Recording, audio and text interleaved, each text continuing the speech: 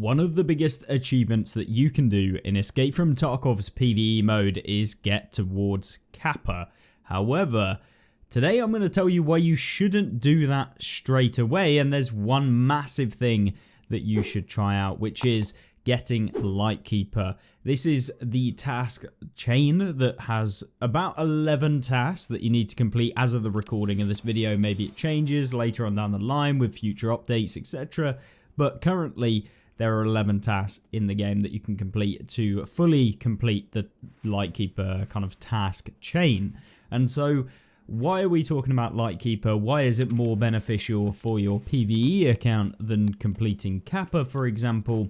Well, there's a few decent reasons, and it all comes down to the rewards that you unlock via completing the Lightkeeper task chain.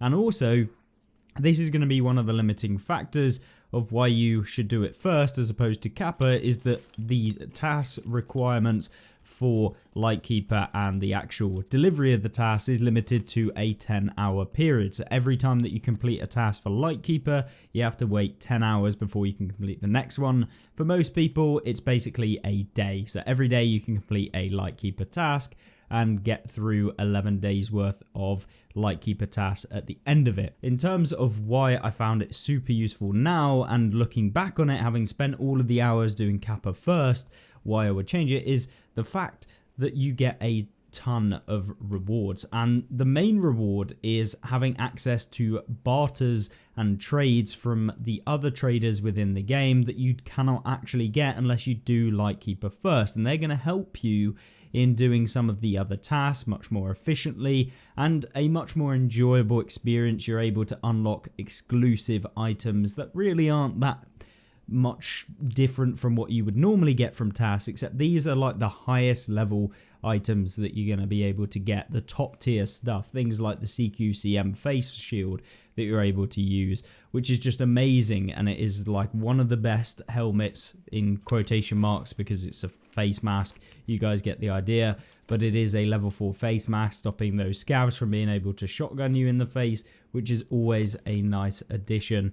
And so yeah, being able to get that, I believe it actually unlocks from the quest Snatch. And so Snatch gives you the Atomic Defense CQCM Ballistic Mask. And this one is just a lifesaver. It really is amazing to be able to get.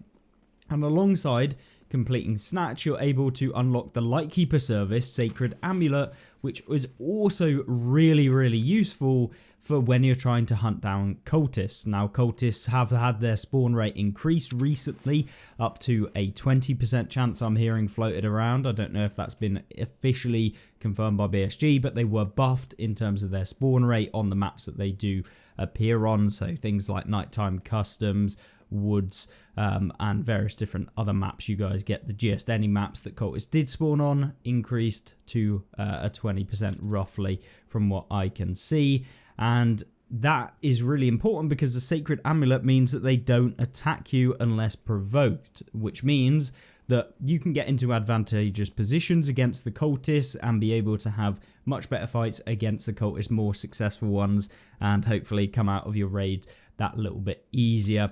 And so the Sacred Amulet really useful for that. And not only that is that the Sacred Amulet can be used in your cultist circle. Now you do have to pay to be able to actually get the Sacred Amulet, and it costs you 3 intel folders and $1,000. So this is a reasonable cost. It's about 1.8 million or something like that. Maybe slightly more, depends on the time of when you're watching, how much intel folders are, how much dollars are. Maybe they change the rate at which you can get them, I don't know. But in terms of getting them, it really is really nice to have. And of course, when you're using that in the cultist circle, it does give you a boost to the value of the items that you're submitting, so you can submit things cheaper than what they would be to get the maximum potential rewards for the cheapest cost, which I think is also beneficial. But you have to weigh that up against how much you're spending on the amulet. I think it can only be used like 3 times, I believe, on the cultist circle, but don't quote me on that. I'm not 100% guaranteed on that. But other than that, Of course, you also can get the additional service from Lightkeeper of Rogue Support. So Rogue Support is basically, once you complete the quest in his quest line, which is Provocation, so I believe that is 7 quests in, you will unlock the ability to actually have the rogues within Lighthouse become completely passive to you, and they'll actually support you when you do make that purchase. So in some of the tasks required for Kappa, maybe you have to go into the actual base for the rogues. It makes it really easy. You don't have to go in there with taking out all of the rogues. Maybe you're a bit wary, or maybe you just simply want to go in there and loot up a ton of stuff that maybe would be a bit more of a pain because you're having to spend time taking out the rogues. And so although this is quite expensive, it is costing you €2,500 alongside 2 secure magnetic tapes. Maybe you can make that money back by looting up the rogue camp, and I'm sure in a future day I will do a video on this to see whether or not these are actually worth doing if you're simply wanting to do some loot runs within the actual base, as well as the fact that, you know, maybe you're just trying to do a task that isn't required for Lightkeeper but is required for various different other tasks, whether that be Kappa or not. And so that is definitely going to be helpful. Alongside, you can also get Zryachiy support after the completion of the quest Make an Impression, which is it is 10 tasks down, so it is quite far down. And this gives you essentially Zryachiy supporting you and firing at the targets that you are attacking. So nothing too major, and to be honest, probably no one really does this. Other than for just a bit of fun, but it does cost 3 military flash drives and $2,000, so once again quite expensive to actually do in the game. But I think it's a nice addition, but mainly it's those unlock rewards, the, you know, being able to unlock things like the CQCM, and as you go through, you're able to do more crafts within your hideout, which can be super profitable if you find the right ones at the right time with the right price for the ingredients to actually craft those in your hideout. And you can see that we're actually able to get extra things, such as when you make it all the way to the end of Lightkeeper's task chain, you're able to purchase the 6x8 by 51 SIG hybrid ammunition, which is amazing. It is used for the spear, and it's like one of the best ammunitions for the spear in the game, as well as the fact that you can buy the L7AWM 25 round mags, which is massive. It is super useful to have those, giving you a 25 round mag in the spear, and yeah, just really useful. And I think most people probably enjoying being able to purchase that, and you can make a ton of money because not that many people actually have access to Lightkeeper. And so the faster that you get there, the more money you can make, because if you're buying these off of Peacekeeper at every reset, they're selling way above the price of what you can actually buy them from the traders. So it's a bit of a money maker for sure. Alongside a lot of the other things that you can buy, you just have to make sure that they are sellable on the flea before you go buying things and trying to sell them on the flea that you can't.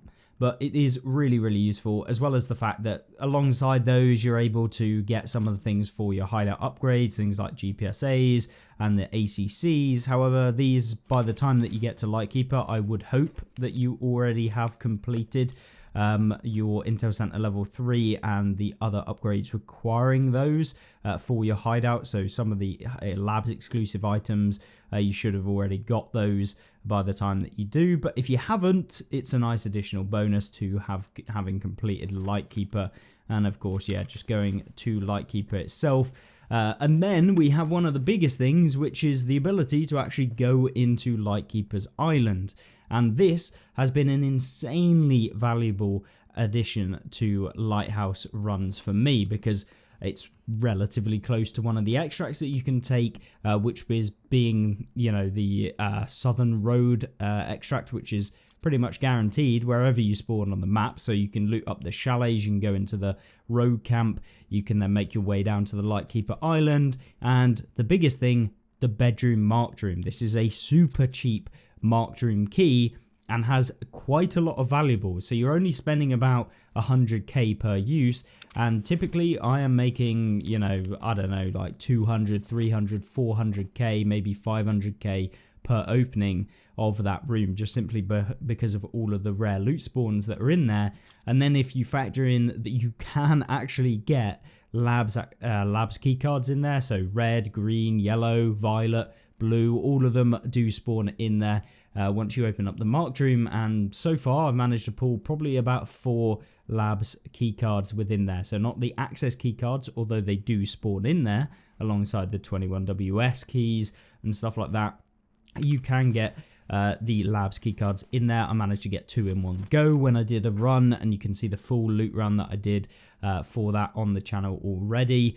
But it's a amazing addition and another reason for you to go ahead and complete Lightkeeper. It is the cheapest marked room key by almost 10 times the price of, you're looking at Abandoned Factory being 10 times the price. You're looking at Check 13 being like 9 times the price. And of course, Lighthouse is just super simple and very, very safe when you do go to the lightkeeping area and even the going to the extract. So there's no real risk. It's just simply running there, looting up all of the areas, and there's a ton of decent rare spawns on the island itself. So it's just another money making method that you can add to your arsenal when you're playing the game. And it's always cool to go up there, and it gives you access to getting up close and personal with Zryachiy himself as well. But if you get too close, he'll start attacking you at the same time. But most people probably have never done Lightkeeper, at least on the PvE side, at least on the PvP side even. And so having it unlocked on PvE is actually really, really useful. And there's just a ton of bonuses there, especially those which are just, not available unless you do the task chain. Kappa, although it does provide you more slots in your back end, it isn't necessarily that much of a benefit on PvE. Typically, unless you're getting taken out all of the time in your raids, most of the time you're just going to make your money back anyway, and it's only 3 extra slots for most people anyway. So I think in terms of the ones that I would go for, definitely Lightkeeper first, having done it the other way around. The benefits just far outweigh the negatives of going for, Lightkeeper first over Kappa.